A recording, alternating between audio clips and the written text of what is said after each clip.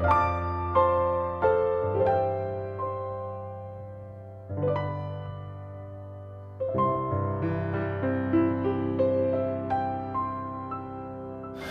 안녕하세요. 반갑습니다. 말씀과 함께하는 수요일입니다. 기초 교리에 대해서 몇 주간 나누고 있죠. 네.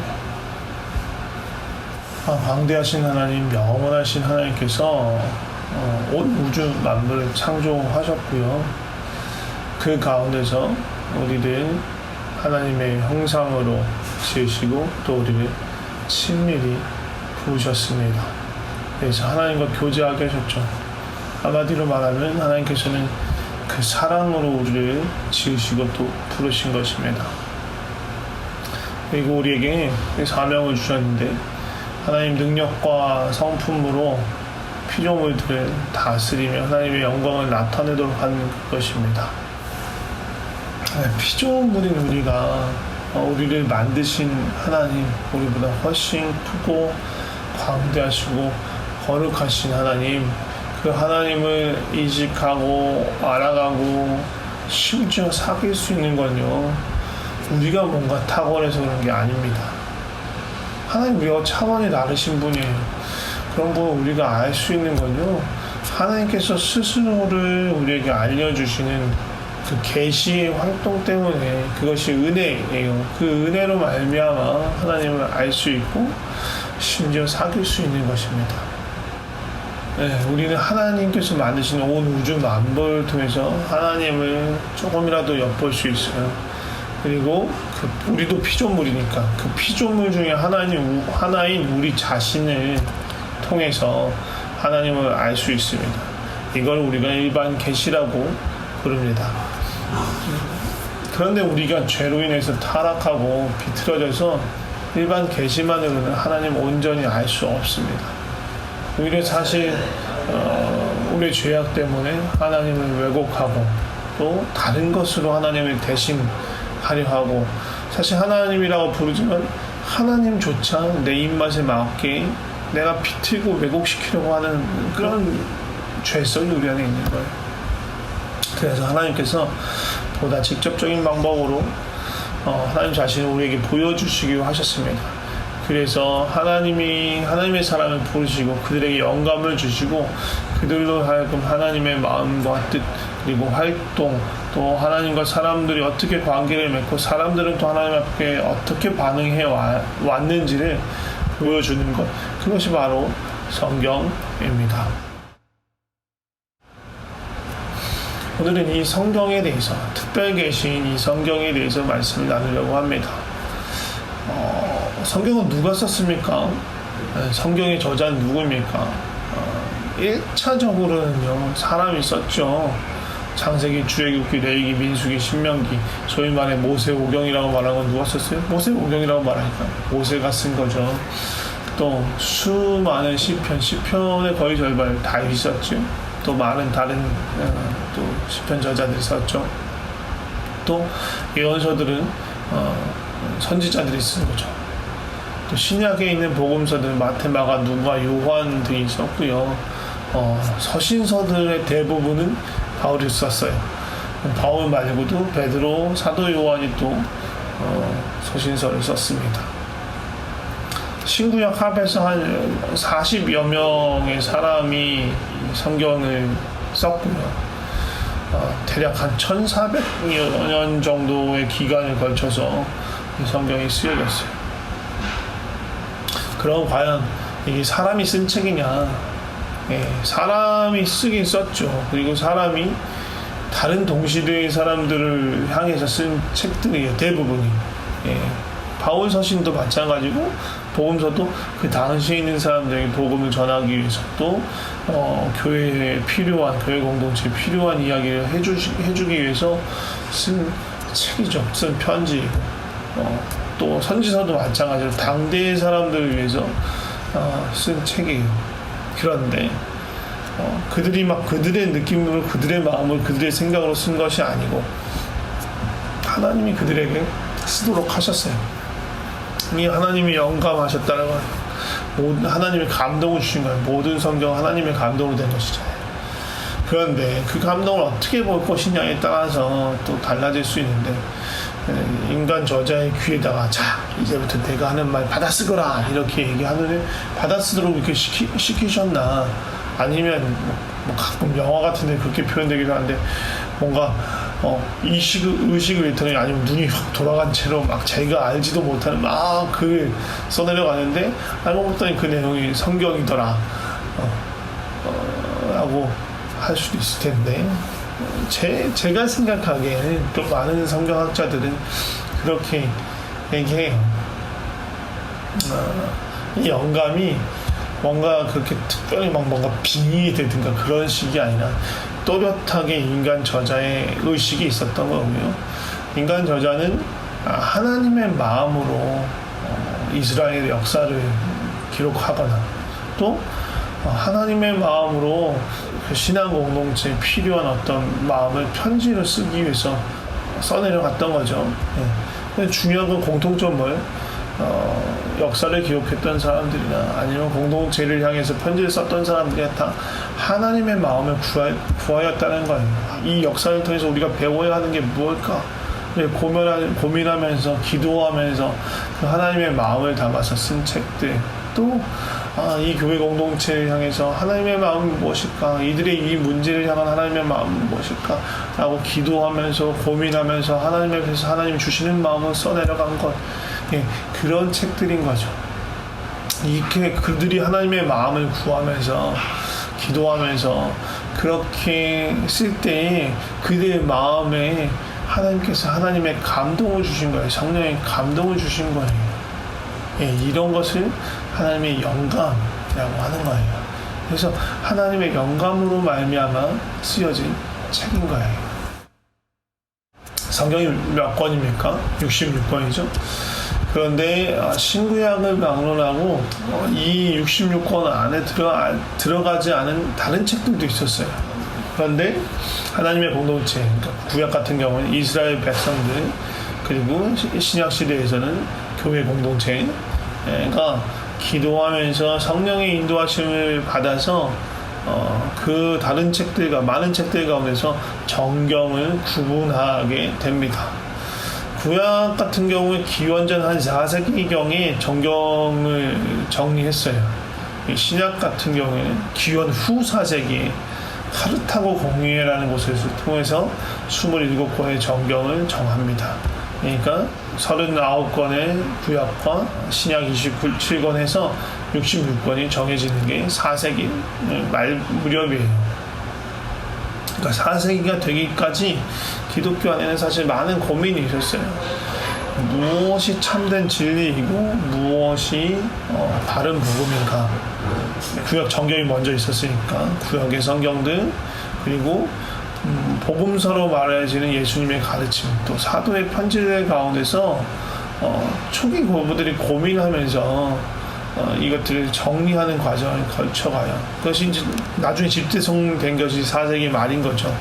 구원에 이를 수 있는 충분한 진리를 담고 있고, 또 하나님 나라의 복음을 충분히 설명하는 그 선 안에서 내적인 일치가 필요한 거거든요.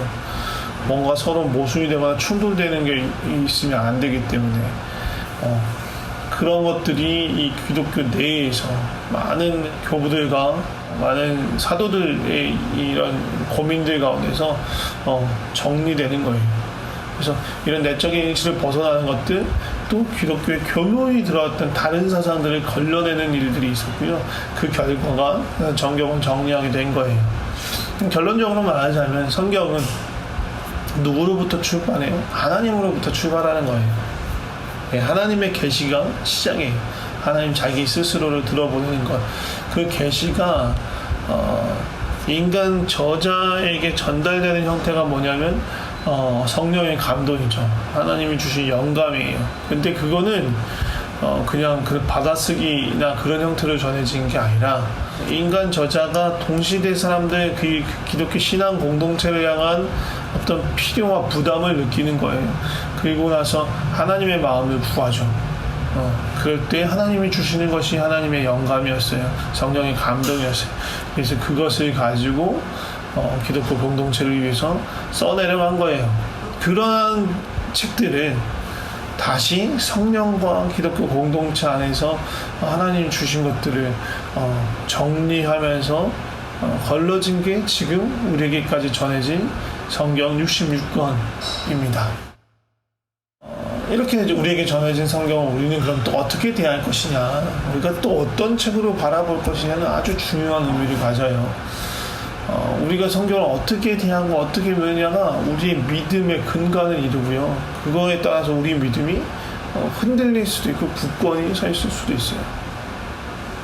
창조에 대해서 우리가 무엇을 믿어요? 성경에 쓰여 있는 내용을 믿는 거예요. 우리가 지금 계시, 영감에 대해서 이야기했는데, 그럼 그 계시와 영감에 대한 이야기는 어디 나와요? 성경에 나와요. 예, 앞으로 쭉 우리가 교리에 대해서 이야기할 텐데, 이 교리는 무엇에 근거를 두고 있는 거예요? 성경이에요.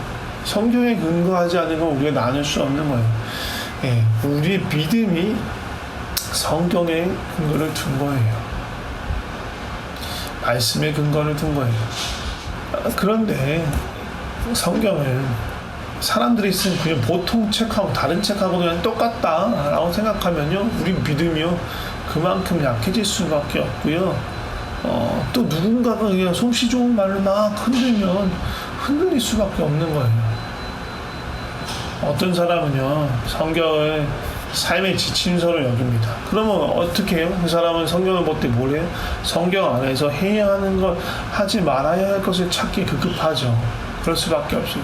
또 누군가는요, 옳고 그름을 판단하는 그런 기준이 담긴 것, 어떤 법조항이 담긴 거라고 보는 사람도 있어요. 그럼 어떻게 해요? 그 사람은 성경을 가지고 자기 자신과 다른 사람이 옳은지 그른지를 판단하는 데만 사용하는 거예요. 성경을 쓸 때 하나님이 주신 그 영감은, 하나님이 보여주신 계시는 단순히 어떤 일을 하고 말고의 문제보다 더 크죠. 또 무엇이 옳고 그른가 보다 더 큰 거예요. 사실 성경에 있어서 가장 중요한 건, 하나님이 스스로를 계시하고 영감으로 보여주신 가장 중요한 건요, 하나님의 마음이에요. 하나님의 감동이라고 말하는, 하나님의 영감이라고 말하는 거의 핵심이에요. 물론 하나님께서 우리의 길, 그러니까 우리가 무엇을 하고 말아야 할 것에 대해서 인도하실 때가 있고요. 또 우리를 뭐 어떤 기준을 가지고 우리를 책망하실 때도 있고, 또 반대로 우리를 칭찬하실 때도 있어요. 그럴 경우에 이 성경이 우리의 삶의 지침이 되기도 하고 옳고 그름의 잣대가 되기도 하죠. 그런다고 우리가 놓치면 안 되는 게 뭐냐면요, 그러한 인도함에도, 삶의 지침에도, 또 옳고 그름 잣대 안에도 그 내면에 무엇이 있느냐, 하나님의 마음이 있다라는 거예요. 그걸 잊어버리면 안 돼요. 그걸 놓치면 안 돼요. 왜? 하나님 우리를요 일시키려고 부른 게 아니고요, 기본적으로는 우리를 친밀하게 하나님과 사랑의 관계를 누리는 존재로 부르셨기 때문에 그것을 위해서 가장 중요하게 하시는 하나님의 마음인 거예요. 그래서 성경을 읽을 때 무엇이 중요한 거냐면, 몇 번을 읽었냐, 100번을 읽었다, 1000독을 했다, 그게 중요한 게 아니고, 한 줄 성경을 읽어 나가면서 그 이야기에 담긴 하나님의 마음, 행간에 숨겨져 있는 하나님의 표정, 그것을 찾고 보는 것이 너무나 중요하다는 거예요. 또 그 이야기에 담겨있는 마음뿐만 아니라 그 이야기를 읽고 있는 나에게 주시는 그 하나님의 마음, 나를 향하신 그 하나님의 마음이 무엇이냐, 그것이 너무나 중요한 거예요. 이렇게 하나님의 마음을 알아가는 건요, 우리의 힘이나 지혜나 경험으로 가능한 것이 아니에요. 성령님이 도우셔야지 가능해요. 예, 성경을 쓰신 분, 쓰시도록 영감을 주신 분도 성령님, 또 그것이 기독교 공동체 안에서 정경으로 구분하게 만드신 분도 성령님, 우리 세대까지 전달해 주신 분도 성령님이, 그리고 그것을 내가 볼 때에 나로 하여금 그 안에서 하나님의 마음을 깨닫게 하시는 분도 성령님이에요. 이렇게 깨닫게 하시는 성령님의 활동을 조명하신다라고 해요. 예, 그것을 통해서 우리가 하나님의 마음을 알 수 있는 거예요. 그래서 우리는 늘 성령의 조명을 구하면서 성경을 읽어 나가야 합니다. 때로는 가만히 머물면서 짧은 단락이지만 그걸 곱씹으면서 성령님 이 안에서 나에게 주시는 말씀은 무엇입니까? 때로는 어떤 한 단어에 천착해서 하나님 이 말씀에 이 단어에 담긴 하나님의 마음은 무엇입니까?를 구하기도 하고 어떤 때는 성경의 한 권 혹은 전체 66권을 가지고 기도하면서 이것을 통해서 저에게 주신 하나님의 마음이 무엇입니까? 라고 구할 수도 있는 것입니다. 그래서 중요한 건 바로 그거예요. 통독하신 거 너무 좋습니다. 그러나 그냥 오늘 읽어야 되는 분량을 읽는 거에 급급하지 마시고 조금 더 천천히 오늘 읽어야 되는 분량을 읽으세요. 읽으시면 너무 좋죠. 근데 그 중에서 뭔가 내 마음에 이렇게 와닿는 부분이 있다면 조금 잠시 머물러서 그것을 곱씹으면서 그 안에 담긴 하나님의 마음이 무엇입니까?를 구하면서 머물러 있는 것이 필요하다는 거예요. 그리고 나에게 이 말씀을 통해서 또 나에게 주시는 그 하나님의 마음, 그 하나님의 뜻은 무엇입니까? 그것을 구하면서 기도하면서 머무를 때 하나님 우리에게 주시는 거예요. 하나님의 마음이 무엇인지를 그걸 알아가시길 바랍니다. 제가 기도하고 마치도록 하겠습니다. 하나님 아버지 감사합니다. 우리에게 말씀을 주셔서 감사합니다. 우리 스스로는 하나님을 깨달아 알 수 없습니다. 우리는 죄로 말미암아서 하나님을 어그러뜨리고 또 우리 욕심에 따라서 하나님을 우리 입맛에 맞추려고 그렇게 시도하는 자들입니다. 그런 우리를 아시기에 하나님께서 말씀을 우리에게 주셨습니다. 또 그 말씀을 보더라도 우리 스스로 하나님의 마음을 제대로 알 수 없습니다. 또 왜곡해서 우리 마음대로 아전인수격으로 해석해서 우리 마음에 맞는 것만 또 보려 할 것입니다. 그러니까 성령님 우리를 도와주셔서 조명하여 주시옵소서. 성경을 읽어 내려갈 때에 하나님의 마음이 무엇인지 알 수 있도록 우리를 도와주시옵소서. 그래서 우리를 향하신 그 뜻이 무엇인지 알게 하시고 또 순종하며 따를 수 있는 그런 우리와 또 우리 교회가 될 수 있도록 인도하여 주시옵소서. 하나님 날마다 우리가 성경 안에서 주님을 발견하고 그것을 위해서 풍성히 주님을 알아가고 주님과의 더 깊고 친밀한 교제를 누릴 수 있게 하여 주시옵소서. 주님 감사합니다. 예수님의 이름으로 기도드립니다. 아멘. 감사합니다.